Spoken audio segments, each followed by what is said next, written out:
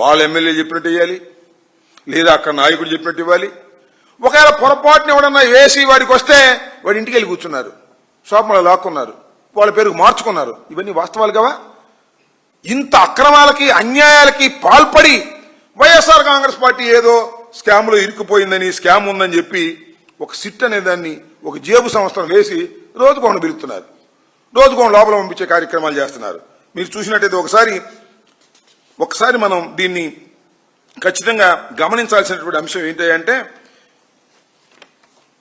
చూడండి ఒకసారి ఏ విధంగా ఇవాళ రాష్ట్రంలో ఏ రకంగా మద్యాన్ని అమ్ముతున్నారు షాపుల దగ్గర అనే విషయాన్ని మీకు చూపిస్తా.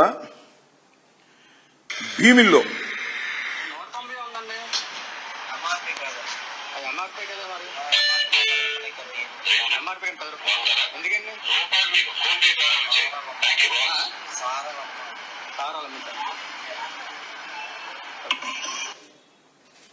ఇది భీమిల్లో ఒక షాప్ దగ్గరికి వెళ్ళి వీడియో తీసినటువంటి అంశం ఇది.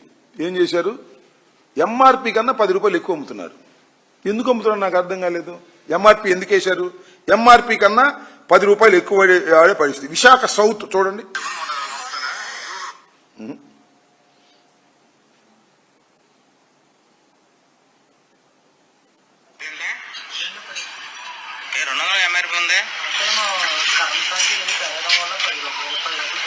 ఎవరి పైన కొన్నారా? సిండికేట్ మొత్తం కరెంట్ ఛార్జీలు పెరగటం వల్ల బాటిల్ మీద 10 రూపాయలు పెంచారంట. ఆయన చెబుతున్నాడు, కుర్రోడు పాప మాకేం తెలుసు, ఏమైనా మా ఓనర్ పెంచమన్నాడు అంటాడు. ఏలూరు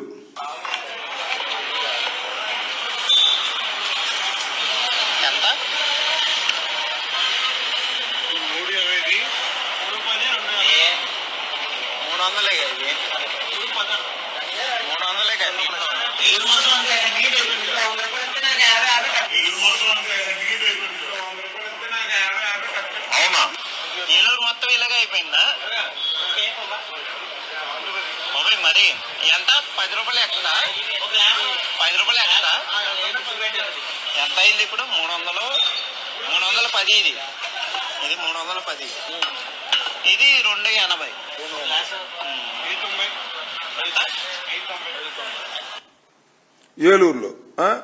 ఏలూరులో మొత్తం సిండికేట్ అయిపోయారంట. సిండికేట్ అయిపోయి పెంచేశారంట.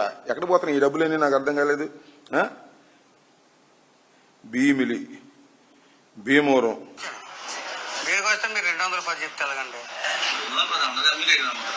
అందరికీ ఎలాగ అమ్మేస్తారండి? 210 200 కదా మీకు అమ్మవలసింది. 200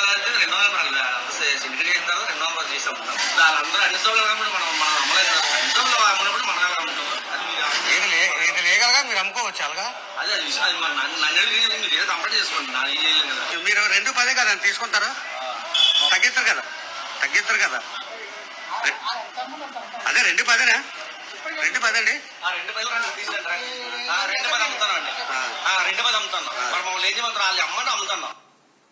అది ఇలా చెప్పుకుంటూ పోతే శ్రీకాకుళం నుంచి చిత్తూరు వరకు ఏ షాపుకి వెళ్ళినా ఎంఆర్పి రేటుకు దొరకదు.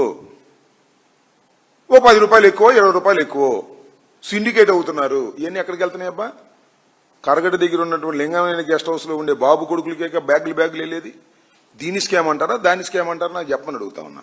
ఎక్కడా కూడా ఈ రాష్ట్రంలో ఎంఆర్పికి మద్యం దొరుకుతుందా చెప్పని సవాల్ చేస్తున్నా. అంతేకాదు చంద్రబాబు నాయుడు గారు ఇంకో మాట అన్నాడు, సామాన్యుడికి అందుబాటులో ఉండే విధంగా 99 రూపాయలకే చౌకగా నాణ్యమైన మద్యాన్ని ఇస్తాను అన్నాడు.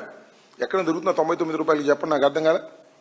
ఇంత పెద్ద స్కామ్ చేసి కోట్ల రూపాయలు దండుకు తింటున్నటువంటి చంద్రబాబు నాయుడు గారు నిజాయితీగా, నిష్పక్షపాతంగా ప్రభుత్వానికి ఆదాయం రావాలనే ఉద్దేశంతో ప్రభుత్వమే నడిపినటువంటి మద్యం షాపులు చేసినటువంటి వైఎస్ఆర్ కాంగ్రెస్ ప్రభుత్వం మీద బురజల్లేటటువంటి కార్యక్రమం చేసేటటువంటి కార్యక్రమాలు ఇవాళ చేస్తున్నారు. ఒక చోట కాదు, ఇక్కడి నుంచి ఎక్కడ చూసినా కూడా ఇలాంటి దందానే జరుగుతూ ఉంది తప్ప మరొకటి లేదు.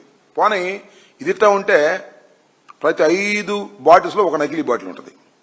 ఇవన్నీ కూడా వాళ్ళ సిండికేట్లే, చంద్రబాబు నాయుడు గారికి సన్నిహితంగా ఉండేవాళ్లే, వాళ్లే నడుపుతుంటారు ఈ నకిలీ మద్యం దీనిలో తోసేసే కార్యక్రమం. తంబలపల్లి నియోజకవర్గంలో ములకల చెరువులో ఫేక్ లిక్కర్ ఫ్యాక్టరీ పెట్టింది టీడీపీ ఇన్ఛార్జ్ జయచంద్రారెడ్డి. ఆయన ఇప్పటివరకు అరెస్ట్ చేయలే.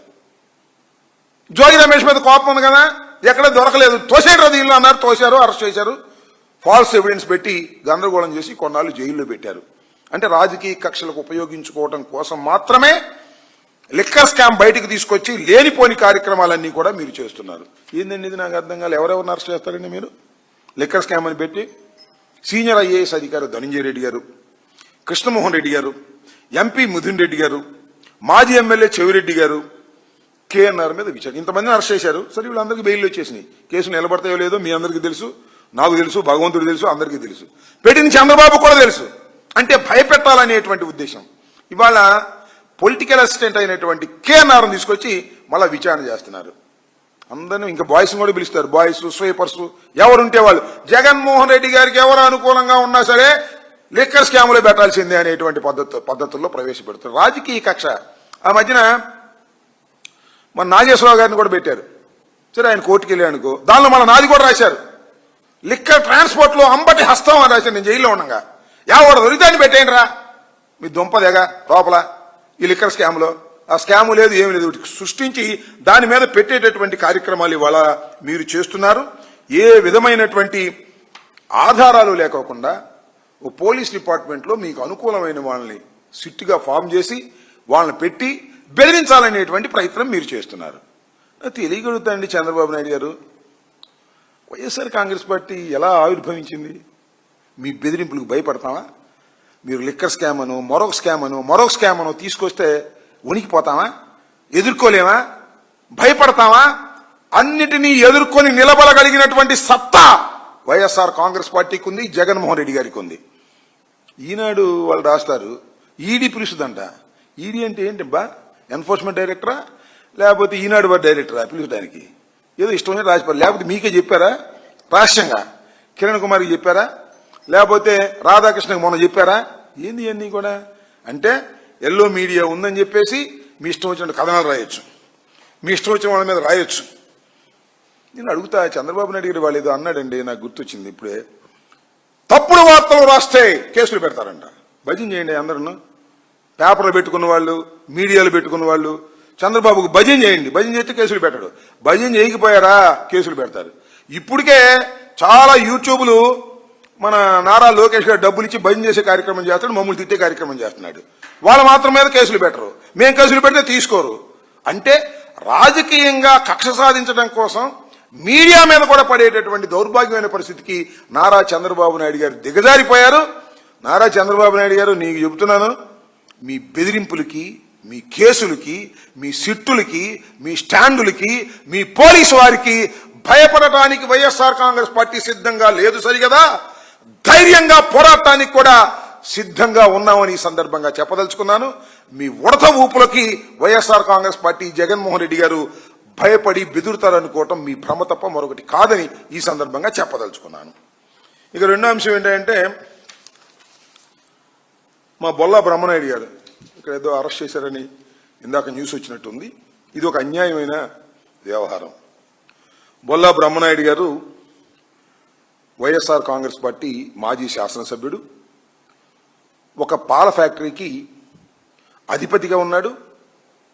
దాన్ని ఇంతకుముందు అమ్ముకున్నారు, మళ్ళా కొత్త పాల ఫ్యాక్టరీ కూడా పెట్టుకున్నాడు. ఒక విధంగా చెప్పాలంటే ఈ పాల ఉత్పత్తి, పాల తయారీకి సంబంధించినటువంటి ఒక దిగ్గజం ఈ రాష్ట్రంలో బొల్లా బ్రహ్మనాయుడు గారు.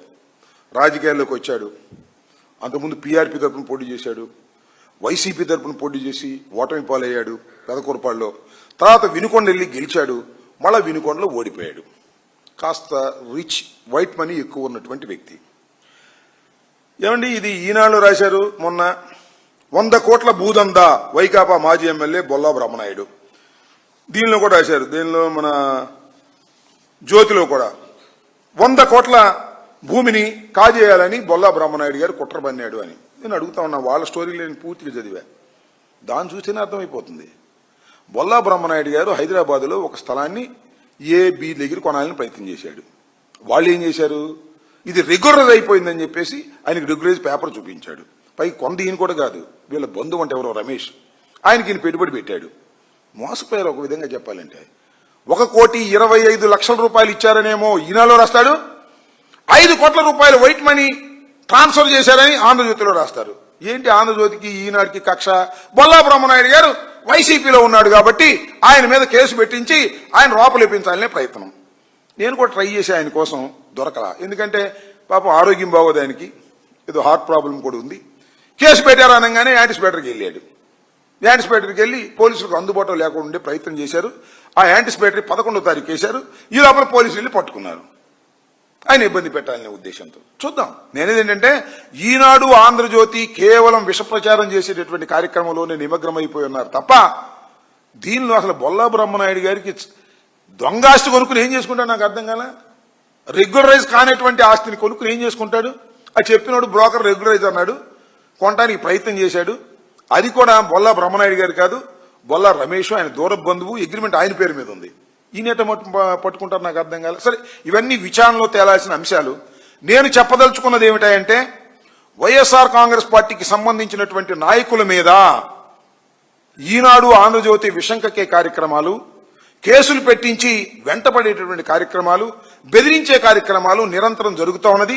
ఈ ప్రభుత్వం చేస్తున్నది ఏమిటంటే పోలీసులను అడ్డం పెట్టుకుని వైఎస్ఆర్ కాంగ్రెస్ పార్టీ నాయకుల్ని వేధించి భయపెట్టాలని మాత్రమే ప్రయత్నం చేస్తుంది తప్ప ప్రజలకు కావాల్సిన కార్యక్రమాలు చేయటం లేదని ఈ సందర్భంగా నేను చెప్పదలుచుకున్నాను.